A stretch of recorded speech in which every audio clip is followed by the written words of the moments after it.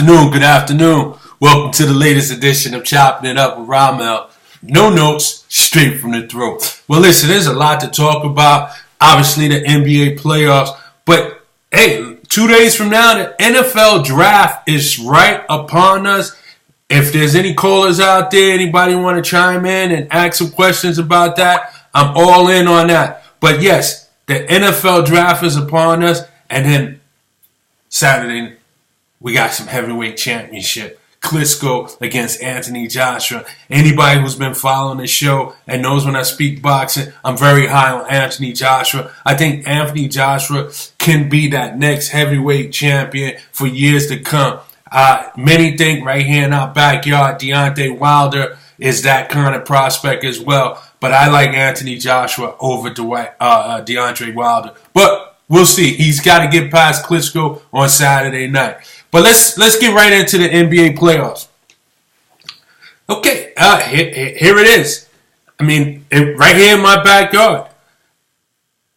Atlanta Hawks stepped up to the occasion. They tied the series 2-2. I think Coach Bud heard me because, I thought he was being outcoached by Scott Brooks. I thought he wasn't playing Dwight Howard when he needed to play him down the stretch. This is your $24 million guy. He cannot be on the pine. He's got to be on the court. I don't care if he doesn't score.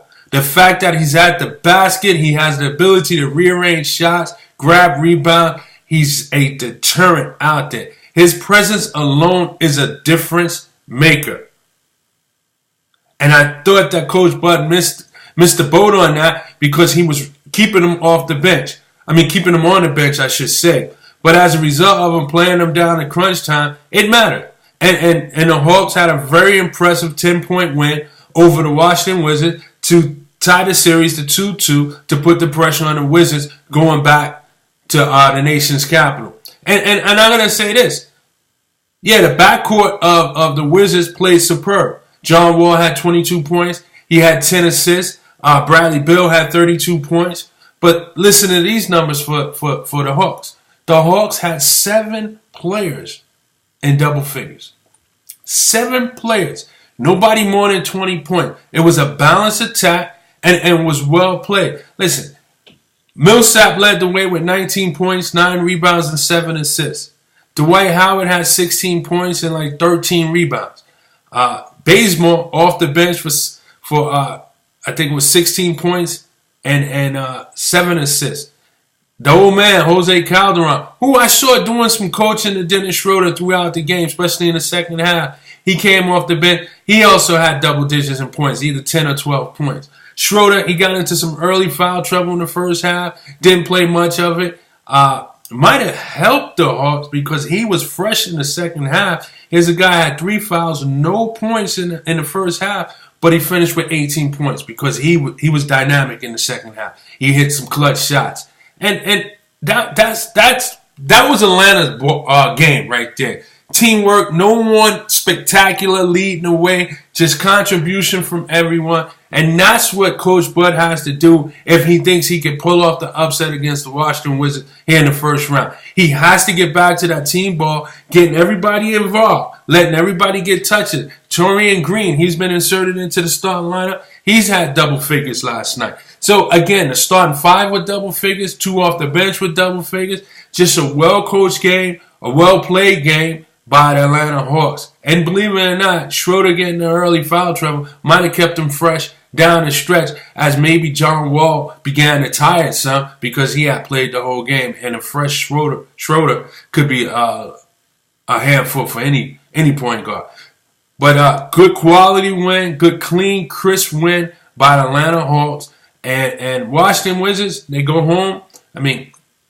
I think the pressure is on Washington right now. They have to win Game 5 because going into Atlanta for Game 6, the crowd will be behind them, and Atlanta will be hyped for that. So look for the Washington Wizards to come out and have a very impressive game in Game 5.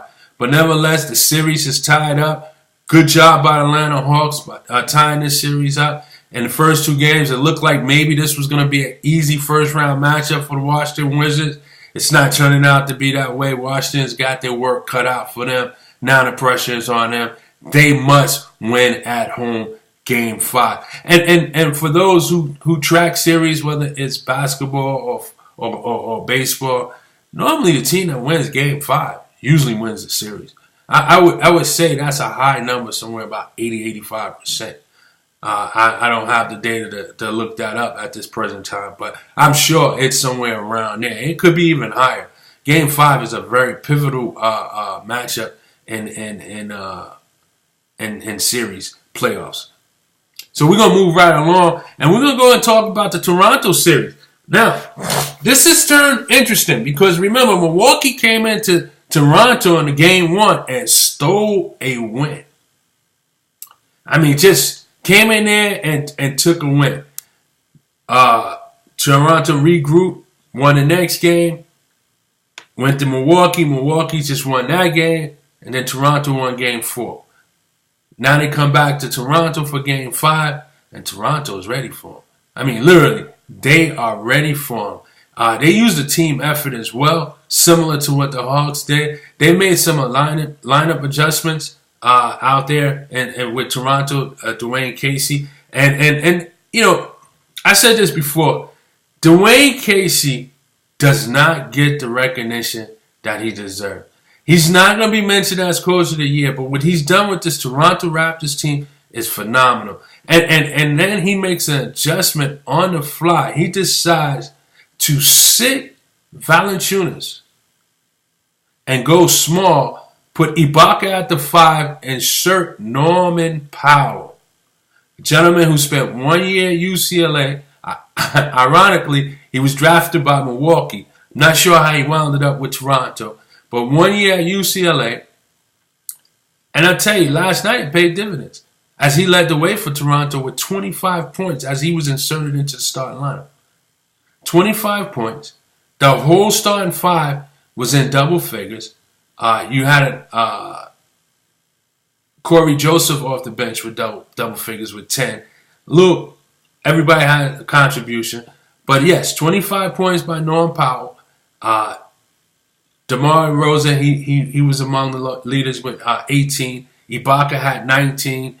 Kyle Lowry, he had 16 and 10. And DeMar Carroll had 11. Just a balanced attack for this team. And here's the thing with Milwaukee. They're young, they're long. You got to match their energy. And I don't think a half-court game is the way to go at Milwaukee. I think Milwaukee likes to get out and run, and I think they found that Valanciunas slowed them down just a little bit. So in this series, maybe Valanciunas wasn't the answer, but how big of the trade is Ibaka now? How big is that trade? How big is that trade? I mean, the GM at the deadline definitely earned his money. He brought in Ibaka and also P.J. Tucker, and really didn't give up anything because the shooter the shooter that they gave up in the Ibaka trade, he had some good moments with Toronto, no doubt about it. But he obviously could be replaced by Norman Powell, as we see. Norman Powell inserted in the starting lineup once again scores 25 points. Since they've gone to that small lineup, they've gone 2-0. So I look for them to go to Milwaukee and just wrap it up. And this is no knock on Milwaukee. You know, just got to crawl before you walk.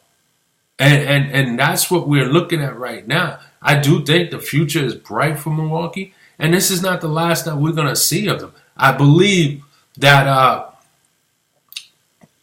thanks, Danny, Quentin Ross, that's who I was thinking of. Quentin Ross. I do believe that Milwaukee is the team of the future. Quentin Ross, getting back to that, he had some good moments with Toronto, but as Danny mentioned, he was kind of streaky, but he was maybe their best scorer off the bench. And once upon a time, he was a starter before DeMar Carroll came there. So having that experience and going to the bench, it made him a little bit Terrence Ross. Why am I saying Quentin Ross? I'm sorry. But Terrence Ross. He with that experience, he was a good piece to have off the bench. But I tell you what, to get Ibaka, because remember last year this time there was no Valanciunas and Toronto was running with Bismack Biyombo. And he was a monster on the boards in the defensive end, but he didn't give you anything on the offensive end. And Ibaka may not have that same physical presence around the basket as Biyombo had, but he's a serviceable rebounder. And once upon a time, he was among the top shot blockers and defensive player of the year candidate. So what happens now, you bring him there, and he has a little offense. He can stretch the floor, hit an outside jump shot. He even can hit from three, which I don't agree with, but he's capable. So you bring him in, and now Norm Powell, he gets a little path to do more. And also, don't forget about Patrick Patterson. You know, when he's on, he could be a problem too, because he's another guy that can play either the 3 or the 4, and he can stretch the court. He has long range. So, and then Corey Joseph, and I feel bad for Corey Joseph. I think he's a talented point guard, and I think he's a guy you want on your team. He's just going to be stuck as a backup. I don't think he's a starting point guard in this league. But coming off the bench, Corey Joseph, he has the experience. He played with the Spurs. He got a little burn at the starting lineup while Kyle Lowry was out. So you bring him in. You bring him in with Patrick Patterson, P.J. Tucker. Yeah, that second unit is beginning to look pretty good after all. And then you bring in Valanciunas off the bench now in case you got to slow it down. And guess what? Valanciunas is going to match up better when Milwaukee brings in Greg Monroe. So I got to give Dwayne Casey for the adjustments. And that's what it is about this time of the year. When you're in the playoffs, it's about making adjustments. And I think Dwayne Casey has made the adjustment to take this series. When it goes back to Milwaukee, I think it's a wrap. You can call Reynolds because it's a wrap. Now, Milwaukee, again, Giannis, I think in 2 years we're talking about him as a top 5 player in the league. He had 30 points last night. Malcolm Brogdon, he had 19 points. The point guard, 5-year senior out of Virginia. I think he's rookie of the year. I don't think Embiid has played enough games. But at the end of the day, they just got to go through some growing pains. If Jason Kidd is the right coach, they're only going to get better. They may have to find out what position they really want to play Giannis and try to fill that hole. Do you hold on to Jabari Parker? Do you count your do you put all your marbles in on Jabari Parker? I don't know. Is he talented? Absolutely. Make no doubt, no mistakes about it. He is talented. Question is that someone do you want that, or do you want to try to get a veteran presence over there? I think they need a veteran presence over there, but we'll see. They'll cross that bridge as they get there. But nevertheless, good win by Toronto. I think they wrap it up. Speaking of wrapping it up, that's just what Golden State did last night. Guys, this game, unbelievable, was over in the first 2-3 minutes last night. They came out, it was like 12-0 at the blink of an eye, 14-2. By the 8-minute mark in the first quarter, I think Portland had already burned 2 timeouts. They went on and scored 45 points in the first quarter to tie NBA playoff record. Listen, Portland caught people off guard last year. I didn't even think they would make the playoffs this year simply because they were going to be on people's radar. They did what they were supposed to do last year. People was napping, figured they lost 4 starters and a bench man. What could they possibly bring to the table? Well, because nobody circled them on the calendar, they came in there, they played ball, caught people off guard, made it to the playoffs, caught up with the Clippers. Got a call. Good afternoon. Got a call on the line. Who's calling? Cowboys for life, T. There we go. Nobody don't forget it, T. Cowboys for life, baby. Oh, there we go. We got Sean on the line. How you doing, Sean? Good morning, T. How you doing, my friend? I'm doing well. Good to hear from you. Likewise, all the time. What you got on the mind right now? Well, real quick, man. I mean, I want to call you just a little bit earlier, man, but I want to chop it with Ramel because nobody do it like me and you. We go straight from the throat. Here's what we do, man.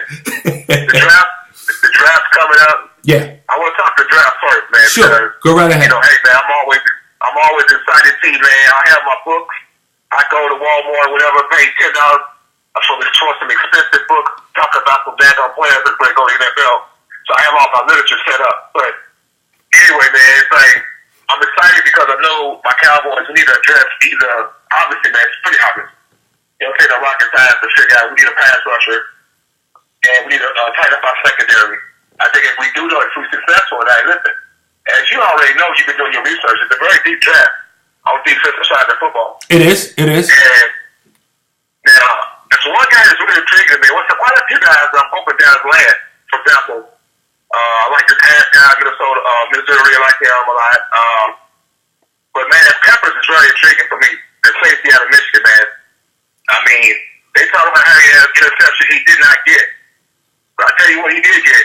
He got quite a lot of attention. He got a lot of attention on the defensive side of the football, man, because he comes with the wood, Troy, on the run defense. He comes with wood. Coverage skills, man. If you're not really throwing my way, it's kind of hard for me to get an interception as well. So, great coverage. Fun return. I thought I was watching Charles Woodson. I mean, you know, he went to Michigan as well. Yeah. Because he was a dangerous secondary guy, class punt returner. And I'm not saying he's the next Charles Woodson, man, but I tell you what, this guy got a lot of skills, man. I mean, it's all about he don't have no position, Troy.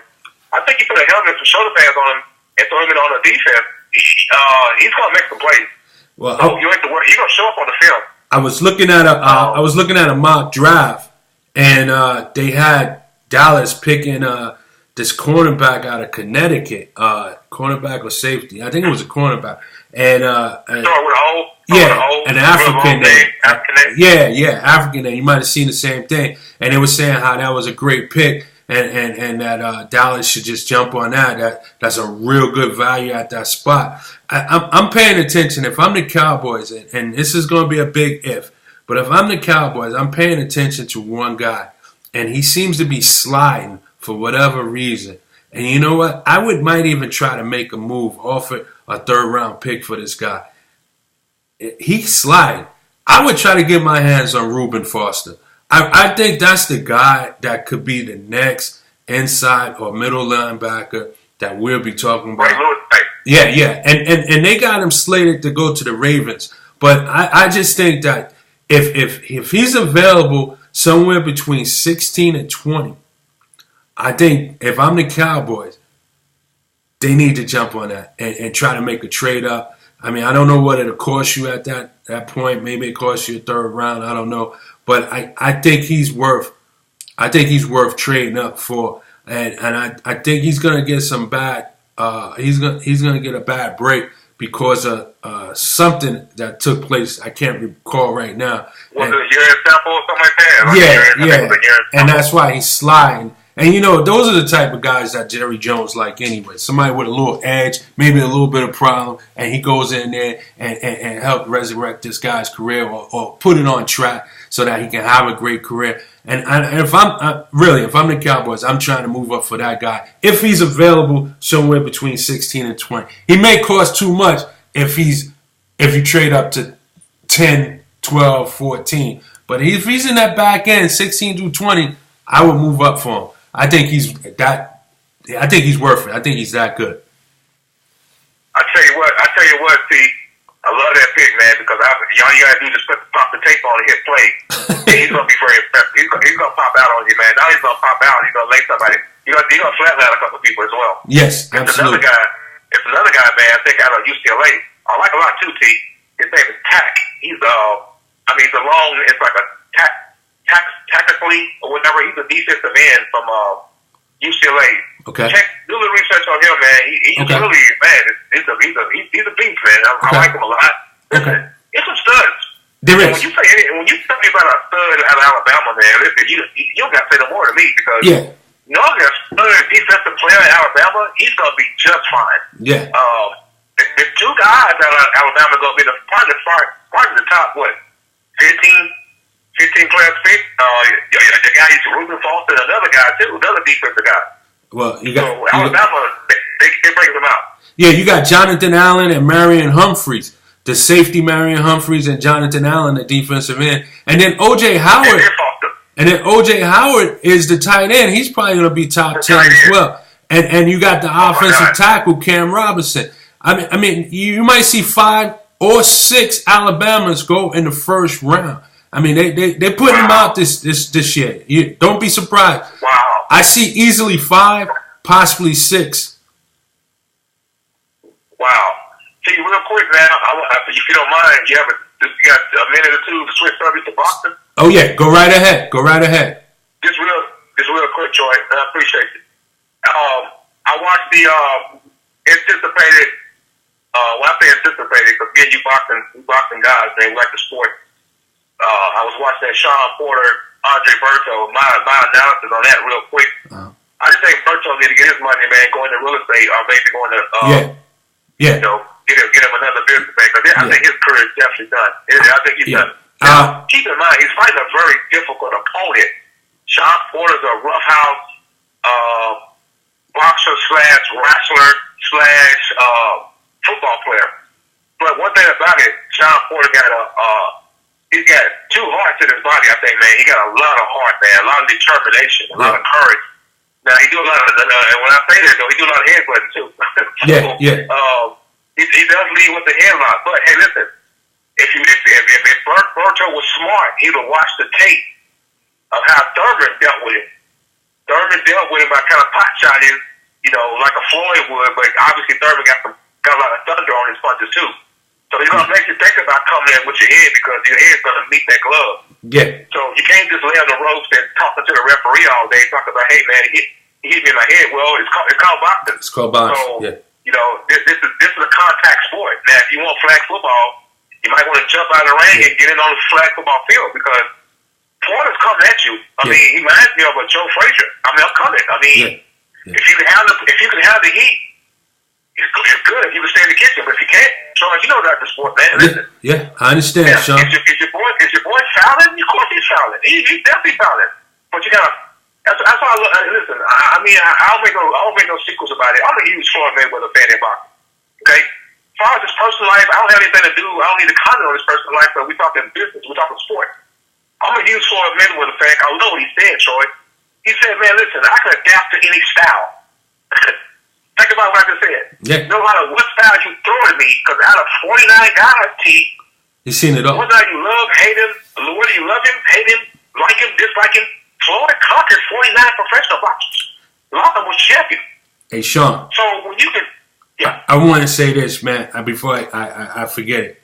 On Monday, I don't know if you saw my Monday show, but I've been supporting Berto and rooting for him for a long time. The guy comes in the ring. He's got skills. He's got a little bit of power. He's got a physique that says he can go 20 rounds, but he got noodles for legs. And I couldn't believe that he came in there ranked number 3 or number 4 in some kind of conference. I think he should retire. I agree with you. As far as Sean Porter go, I said this also on Monday. I've seen Muhammad Ali. I've seen Sugar Ray. I've seen Marvin Hagler. I've seen Mike Tyson. I've seen Floyd. And I've seen some other great champions as well. But I tell you what, those players, those boxers that I just named, I'd rather get in the ring and fight them than to fight Sean Porter. And let me tell you why. One thing about talent, when talent knows talent, talent shows respect for talent. Sean Porter doesn't have respect for nobody. He comes in there, he crowds you, he don't give you no space, he doesn't allow you to be yourself. Immediately, he takes over the fight and forces you to fight his way. And that's why he wins. He's not the most talented guy out there. The reason why Keith Thurman was able to beat him simply because Keith Thurman wasn't being dictated by his pace. Keith Thurman fought his fight. If you allow this guy to dictate the pace, you in for a long evening. Berto couldn't get off. And with his noodle legs, the first punch that hit him, he was down. And again, if you watch Sean Porter, all he does is just get up in you. He don't give you room to breathe. He don't let you move left. He don't let you move right. He says, you're going to fight in this phone book with me, and the best man will win. And that's just what he does. And if you can't force him to fight your style or back him up, you are not beating him. Great analogy, Troy. But it's going to take, I'm going to go back just real quick when you say Andre Berto got a lot of skills. I disagree with that, but it's okay. I respect that. I don't think he has a lot of skill. I think he got a lot of heart. He got, like you said, a nice physique. I think back in the day he had some pretty good power. But I think the talent is so deep, just like the draft. The talent is so deep in the welterweight division, he could pretty much walk.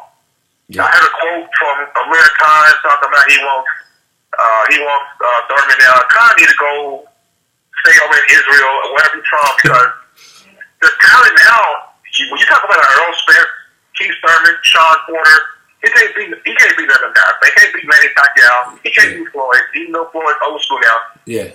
He can't beat the top dog. He's a decent name, but if you think about him, he could get blasted almost every time he jumps to the ring. He takes the wrong fight. It's some good talent. But back to Porter. A guy like Porter, Troy, you know and I know. If you think about, go back to Ali Frazier. It's the same kind of style. Like you said, I'm gonna be a pit bull when the gate opens. In other words, when the bell rings, I'm gonna smother you. Yep. I'm gonna jump on you, and unless you hit me with something, Troy, that's gonna make me respect you, I'm gonna eat you up like Batman. I'm just gonna keep chopping at you. I'm gonna eat you up to all the numbers and all the fruits and vegetables that's gone off the screen. I'm gonna eat you up. Ask Bronner. Right now, what I'm saying is, again, I'll go back to what this guy was saying. Thurman, I give Thurman credit. Yeah. Thurman got trucked into Sean Porter's style because, like you said, Troy, sometimes you can't help it. The guy just keeps coming. Yeah. So, in other words, you gotta take a lunchbox when you're gonna fight Sean Porter because you're gonna be here for a long night. And it's gonna be like, okay, I'm just gonna walk down the park with my Nikes on. No, you're gonna have to take the steel toes. You gotta go to work. I agree with that. And like I said, just real quick, the quote that Floyd said, I can adjust and adapt to any style. That, to me, is a very, very, very special athlete. Ray Leonard. It's only a few guys, because I don't care what style you got, I'm going to conquer your style and beat you. Listen, man. I ain't never said, Ali, another guy. Holyfield was that kind of guy. Whatever your style is, when you call Tyson, think about it for a second. Holyfield fought Tyson twice. Yeah. Who wanted to fight Tyson? Who raised their hand and wanted to fight Tyson? Not many. Who was eager? Not many. So Holyfield said, "Okay, I gotta adapt to his style. You're gonna come with bricks in his glove. You're gonna try to knock me through the ropes. Yeah. But I gotta adjust as the fight goes on. Not every fighter can do that, Troy. It takes a special fighter to do that. Absolutely. Well, Sean, I figure I hear from you in boxing. I appreciate it. I like Anthony Joshua in this Klitschko fight. We'll talk more about the boxing, but I'll be thinking about you Thursday night at the draft. My Jets has got to go for Deshaun Watson, and the Cowboys just got to get the best defender on the board that's available. Plain and simple. That's right. That's real talk. I'll catch up with you, Sean. God bless you, brother. God bless you, too. That's my buddy, Sean. All right, man. Much love. Much love. Peace, man. Peace. Hey, that's my buddy Sean. I knew I was going to hear from him with boxing on the rise, the NFL draft with the Cowboys. I knew I was going to hear from him. I want to shout out Ramel Wells. He's tuning in. He says Cowboys are in much need of a backfield as most of the NFL teams. I would imagine you mean defensive backfield because they got Elliott in the backfield on offense, and they don't need any other running back other than that. So I guess you must be talking about a defensive side.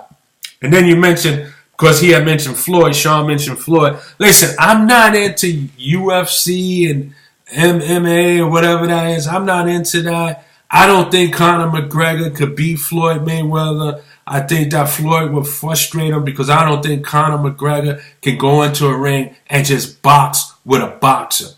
Just like I don't think Floyd can go into UFC and be that successful with some of those guys in there. First of all, they don't fight at even weights. And then it's anything goes. And Floyd is about skill. I don't know if there's so much skill in there as it is in boxing and UFC. So I'm going with Floyd on that one there. So I just don't see it. And if they're going to be in the boxing ring, Floyd's going to box him around, frustrate him, and he's going to try to revert to some street tactics trying to grab him, get physical. Nah, if I'm Floyd, I don't even take the fight. It's not even worth it. I mean, really, it's not. If I'm Floyd, I don't take the fight. For what? It's not like he need money. This would be, if the IRS was on him or something like that and he needed money, that's a different story. But, nah.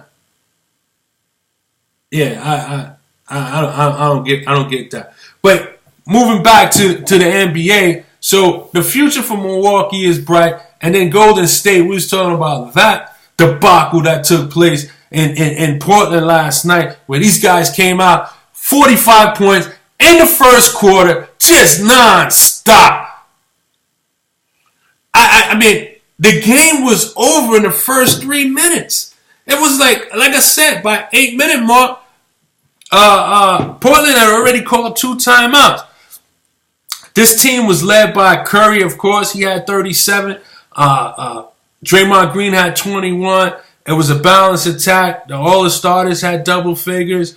I believe David West came off the bench. He had 12. And a bunch of 8, 6, whatever. But it's just total domination. They get the win of the Clippers in Utah, 4-5 matchup. I think they're going to face Utah, actually. And wrapping this up early, and Golden State wrapping this up early, and Utah and the Clippers probably destined to go 7. It's probably just what they need to make sure that Kevin Durant is good to go for the second round. I personally wouldn't have played him last night. I didn't think they need him, although he looked very good in that first half. He was flying around. And how about Steve Kerr? He's not going to be there. He's hurt right now. Mike Brown steps in. And here's the thing. Mike Brown didn't do too well with the Lakers, but this is a guy that has experience in this field because he went to the championship one year against San Antonio, but at least he's been there. So being in this spot is not going to be too hard for him, especially with a ready-made team that they have. But I think the rest was going to do them all some good and maybe do Kerr some good. Give him a chance to recuperate if he decides to get back on the sideline. As far as the Milwaukee Bucks go, Ramel, he tunes in and says, the Greek Freak, oh my God. I believe in 2 years, I don't know if you heard me say this earlier, Ramel, he's going to be considered a top 5 player in the game in 2 years. I just think so. As maybe LeBron starts to slow down a little bit, if Golden State keeps that core together, yeah, you can always make a case you got 2 players there that could be top 5, but their numbers is going to start leveling down, while the Greek Freak, his numbers is just going to be on the rise. I mean, he's an athletic Kevin Durant. An athletic Kevin Durant. And then once he gets that jump shot consistent, he's going to be better than Durant.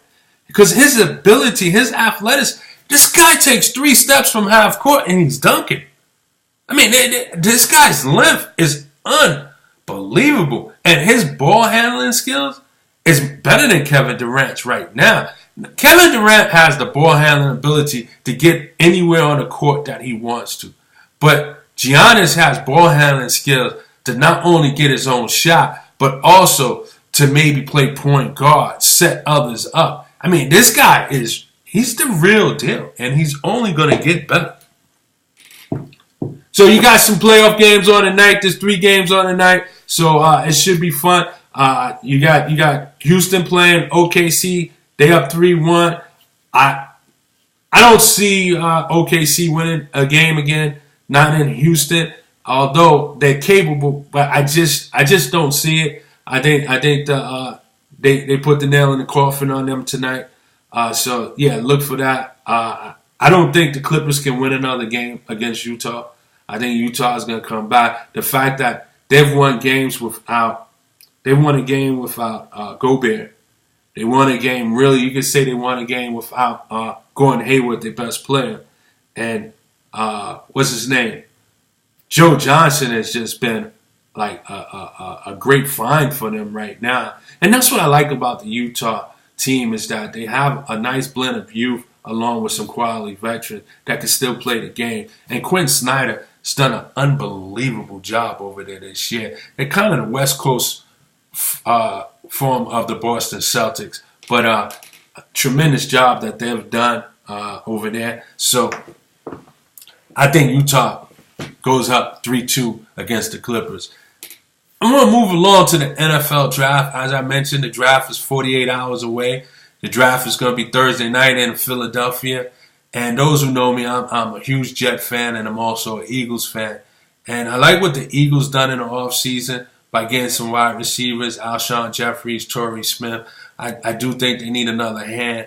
But I like to see them try to get Cam Robinson on the offensive line. I think that's where they need to go.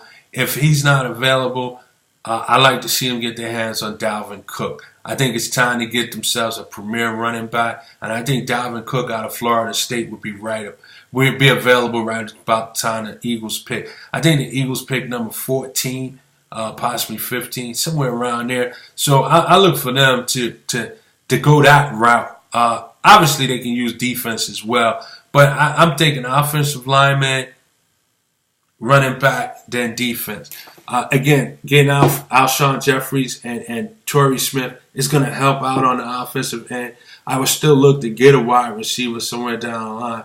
But, yeah, because Jordan Matthews, I like him because he's on the team, but he's just not a number one receiver. He drops the ball too many times. I think he'd be better suited as a third receiver.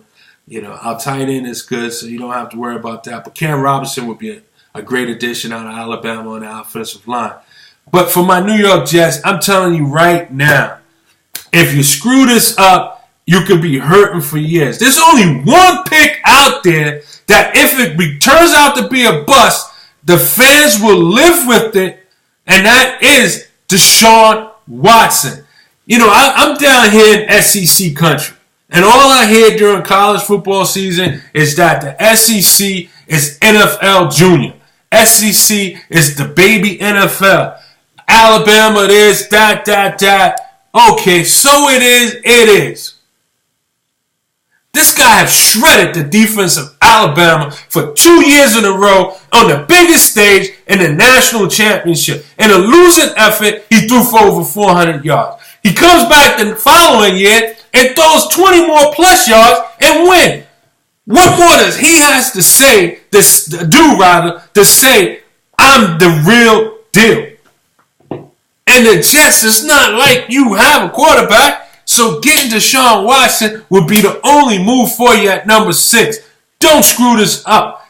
Get the guy. You know, the last high-profile player that the Jets drafted in the first round was Keyshawn Johnson. Yeah, he had the book. Give me the ball, damn it. But you know what? We went to the playoffs every year with Keyshawn Johnson after maybe his second, third year. And then after a while, they just let him go. And guess what Keyshawn did? He won a Super Bowl with Tampa Bay. Maybe we should have kept him around. Oh, by the way, our quarterback was Vinny Testaverde. When's the last time we drafted a quarterback that gave us 3-4 years of some solid football? And don't say Sanchez.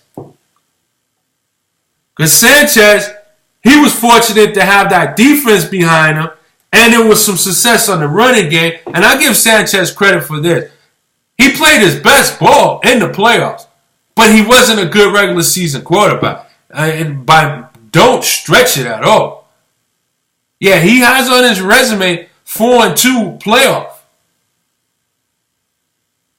Couldn't win the big games. And that was in his first and second year that he went 4-2 in the playoffs. But he did nothing after that. Once the defense players started going elsewhere or whatever the case was, he couldn't hold up the team to put him in a position to win. We need a franchise quarterback. You can't keep searching for him in the second and the third round. They don't come there all the time. It is not a Tom Brady in every draft in the 7th, 6th round. There's not a Dak Prescott in every 4th round draft.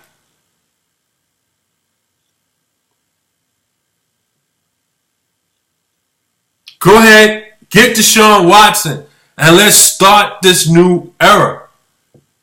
Build around that. It's a deep draft with corners and defensive players. Get Deshaun Watson and then worry about the defense going down the line. The good thing about it is in every round that we have a pick, you're going to be picking early in the draft, in the round. 6. So you should be able to nab the best of the leftovers. Deshaun Watson should be wearing a Jets uniform by 9:15 Thursday night. And season tickets should be soaring through the roof for Deshaun Watson. As I said, he shredded the defense of Alabama. And they're supposed to be the cream of the crop coming out of the SEC. In a losing effort, 400 yards. Come back a year later, 420 yards to secure the win. With a different sets of receivers.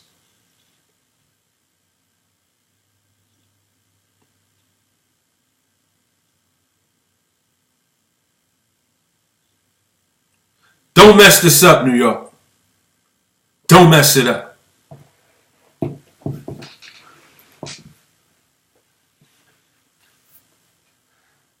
Boxing, Saturday night. Anthony Joshua, Klitschko. Following Saturday night, Canelo and Chavez. Should be good. We'll chop it up. That's going to do it for the show today. I want to thank my guest Sean for calling in. I want to thank Danny for helping me out on Terrence Ross. Where did I get Quentin Ross from? I'm not sure. But Terrence Ross. I want to thank Ramel. He was tuning in, giving some insight, giving us some what he thought. And we'll do this again. In the meantime, peace and blessings. This is Ramel for Chopping It Up with Ramel. No notes, straight from the throat. Y'all be blessed. Chopping it up.